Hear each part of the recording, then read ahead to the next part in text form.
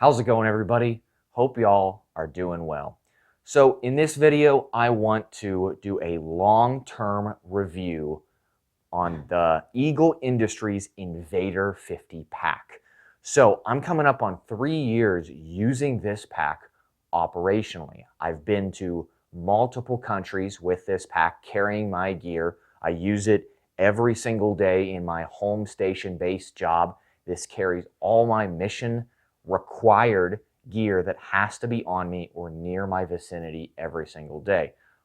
So this is a pretty decent platform. So I want to kind of discuss long-term review, pros, and the cons of this pack with real world, no joke use. So like I said, it's a 50-liter pack, and this design is very close to the Kelty Eagle, or not the Eagle, the Kelty Red Wing 50. This pack I have used for well over a decade, and it's been in that use. I have multiple of these running around the house, just used in, get home bag, bug out bag, or just a hike or something like that. This pack is mainly tailored for civilian hiker-based use, and I think Eagle Industries originally picked up this design off of Kelty and said, hey, we're going to make it our own, make it more ruggedized, make it specifically to suit the military's needs, and they definitely did that. So I'm going to dive into this pack and show you a couple of the features that I really enjoy out of it and is really handy. So the first thing that's very obvious right up front is the helmet pouch, which is an awesome design in my opinion, because my helmet doesn't take up space within the bag. Because a lot of people before I had this bag and running other bags, is they would attach their helmet to the exterior with like paracord or buckles, and it was just really weird, and it was just weird. They do make helmet like adapters, but in my opinion, it didn't work too well. This is the best one that I have saw thus far, which is awesome. So it's an easy, quick release in a way. Up here, it's just like an S-hook, and then you have 2 compression straps down the side. So if you absolutely need to, you don't need to undo the compression straps on the side to get to your helmet. All you need to do is undo this, put your hand underneath, and your helmet comes right out. So if you don't run a helmet, or say have a reason to at all, you don't need to run it as a helmet pouch. It can be designed or used for other things.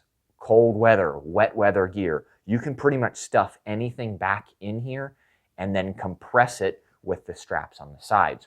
Really nice, really handy. I really enjoy that as helmet-wise as well. So up front here, there is an admin pouch, particularly when I'm running with the helmet, pretty much always. This isn't a really good pouch to put too much in. Maybe some documents, some thin items, maybe some gloves, maybe a cover like a hat or something, but that's about it. Just because it's very compressed. I wish Eagle Industries, if they're going to do a Gen 2, would maybe put like gusseting or, expansion area on this so you can get more access to it. So unfortunately, I don't really use that pouch too much just because it's, very compressed, not a lot to put into it.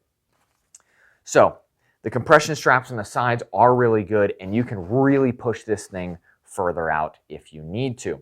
There are also on each side compression straps lower as well, which is really nice to kind of cinch up that weight and keep everything very close. Also on each side there is elastic based pockets. Now I keep my canteen specifically there because it's a requirement for my job to have canteen and CBurn based gas mask type of things, and we need a canteen so we can drink from our gas mask. Really nice. I actually have it looped through, and it has not moved from there unless I need it and need to fill it up. The waist belt is very nice. It is a bit heavy, but I particularly do not run it when I'm running plate carrier. As you can see, I have it routed behind me out of the way, and this is a good way to store it. If I need it, I can definitely unsnap it, throw it around my waist, and roll for longer periods of time. I normally don't do that because I'm normally vehicle-based or I'm not walking too terribly far. Now, there are some occasions I've used it and it works out really well. One thing that I do like about it too is there is a polymer or polyurethane or some kind of plastic plate that goes in the back that makes this very rigid, along with 2 aluminum stays. The aluminum stays really support the weight, whatever you have in this pack. You can push a lot of weight in this pack and it still won't hurt your back too much or compress up on you or let it shift around. The straps, these or the shoulder straps, are really padded. I really enjoy it. Along with the back, they are, as you can see, cut out and allow airflow. Along with wearing body armor with this is, I wouldn't say the best thing, but I have ran way worse backpacks, and this is a pretty comfortable design, even wearing a plate carrier or some type of armor, IOTV, whatever it is. As long as you're running reasonably slick on the back, this is a really good platform. So pushing inside, well, actually, there is quick release on these two. So if you're wearing your pack and you have to get out of it, you can hit the buckle and literally the pack falls off of you. I've used it a couple times, really handy. So let's push more inside and discuss the capabilities and the items that I specifically like about it. There is another admin pouch specifically up here, and I keep, eye pro, ear pro, other smaller base things. It is not fully 100% loaded because luckily my mission gear doesn't require too much, space. So one thing that I really like about this pack is it is double zipper and it comes down the sides. So if I just need to access something at the top, both the zippers come down. I can open this pouch up and grab what I need to. But if you have a layered approach within this bag, you can take the zippers and honestly, if you unbuckle these, go all the way down on each side with the zipper. And the cool thing is that exposes everything. So if you have a layered approach and say you have specific gear all the way down, once you open this pack up, kind of like this clamshell, you have access to everything.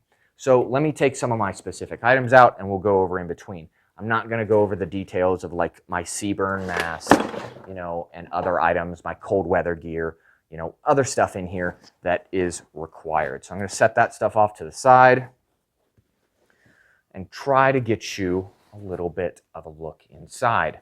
Let me get this stuff out of the way. My apologies.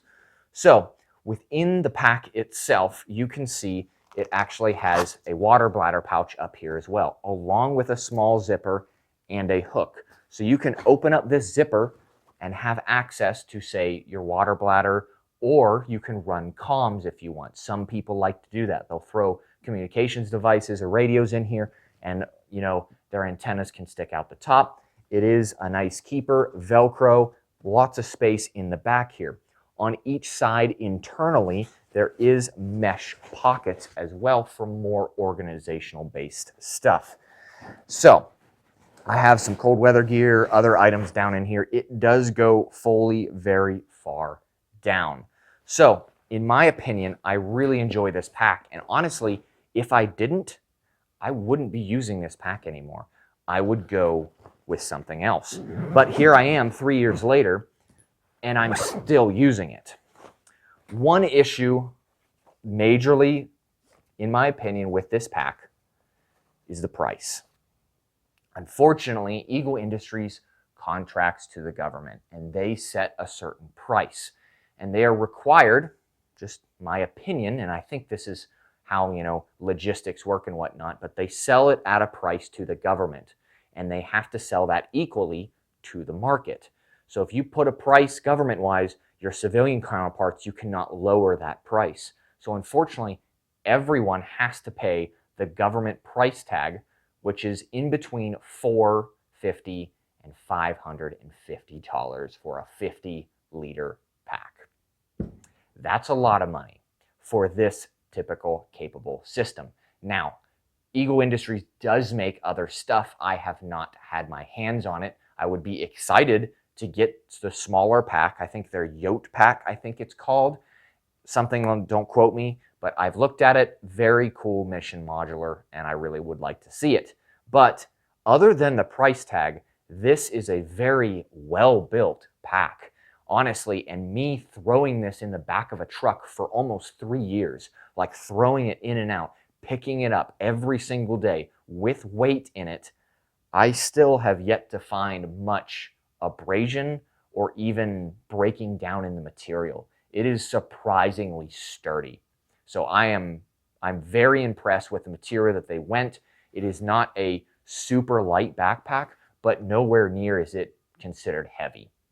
So this is pretty much wrapping it up. This is my overall opinion. I really, really enjoyed this pack, and I will continue to use this pack until it gets completely destroyed, stolen, or something happens to it, or I find something better, which I have not out of 3 years. So I would highly recommend it. I'm going to throw it in the link below. It is expensive, but if you are mission critical and you require, this type of pack, they do have different colors in it. It is not just multicam, but if you require something like this, I would definitely recommend looking in it. Before I go, would my Kelty Red Wing 50 hold up to the same abuse that this is? Probably not. This is a really good pack, but it's not exactly intended for military use. Now, the newer ones, I think they are. But anyways, I'm kind of droning on, so let's, cut this video out. If you guys like this kind of stuff and want to see more reviews, overviews, that kind of aspect, definitely hit like, subscribe. Consider donation to PayPal and Patreon if you want to. If you want to see this channel grow and get better audio and video, I would recommend it. If you don't want to donate, that's fine. I'm just going to still be creating content, whichever. Hopefully y'all enjoy it. But other than that, this is the Eagle Industries Invader 50. Awesome pack, and I hope y'all have a great day.